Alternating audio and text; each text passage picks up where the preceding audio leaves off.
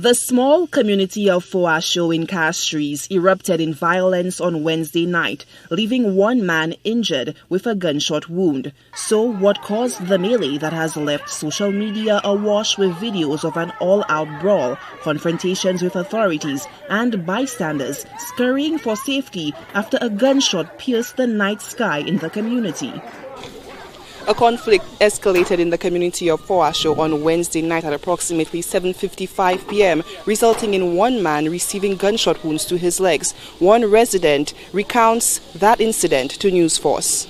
There is two young ladies who have their problem going on. But one is my wife friend, she always says. So yesterday afternoon, I don't know what really transpired because I was in my kitchen washing some dishes and I had a loud noise on my door. So when I heard the noise, I come out, I see bottle break on. So I asked, who sent the bottle? So they told me it's the other lady. So I came outside and I called and asked her, what is going on? You understand? So then she started cursing her sister, everybody started cursing. Anyway, I ended up calling police. I didn't call police for any problem. I just called the police to talk to them, to let them know what is going on there. It's not good because there's so many little children around. The resident says the police came, spoke to the females involved in the squabble, and then left. It didn't take 5 minutes after the police left. Another row started again. Cutlass, everything. Then I went for my garbage. I stayed there talking to two gentlemen there. And then I walked out. I see a big fighting going on there. I didn't stop because that wasn't my business. So I didn't stop. I came straight to my house. While I'm in my house, I see one guy running, the other boyfriend run inside the house, say he gets shot. When I check, he get 2 shots in his leg. Following the shooting, reports were made to the Criminal Investigations Department of the RSLPF. According to press officer in the Royal St. Lucia Police Force, Corporal Anne Joseph, there were multiple reports alleging physical assault and the discharging of a weapon with intent to cause injury. Responding law officers arrived to a chaotic scene. The incident allegedly took place with a male who was not from the area and several other males from the area, as well as a female from the area and one who was not from the area. So that was the content of the report that was referred. The officers proceeded to the area, and on arrival, they were unable to get information from the residents. Persons allegedly informed the officers that they did not know of any incident transpiring where an individual actually sustained a gunshot injury. But after some further inquiries, the officers were led to the alleged victim, and they did observe a male with what appeared to be a gunshot injury, and they sought medical attention for that person through the fire service, and he was transported via ambulance to the OKEU hospital.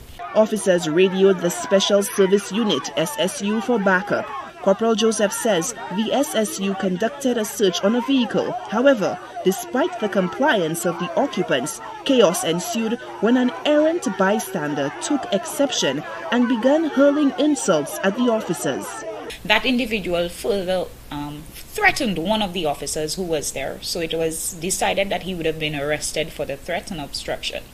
Whilst trying to initiate the arrest, he resisted arrest and went on to compound things by assaulting one of the officers. And you can see from the video footage, I know everybody's referring to the video footage, but from the video footage you can also see that he proceeds to resist the arrest and assaults one of the officers there. Corporal Joseph says the incident highlights the resilience of law enforcement. She commended the officers for the display of restraint and professionalism.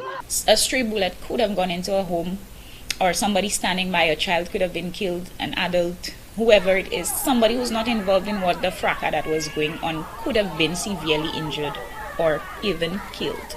These officers were there to put a stop to whatever was going on, to initiate some arrests if possible, and to provide law and order, to ensure that nothing went on further, no retaliation or anything of the sort. That was their job, that was their focus.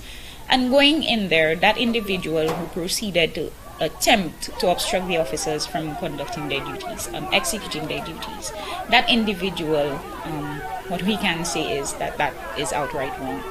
If you have an issue with officers conducting their duties, executing their duties.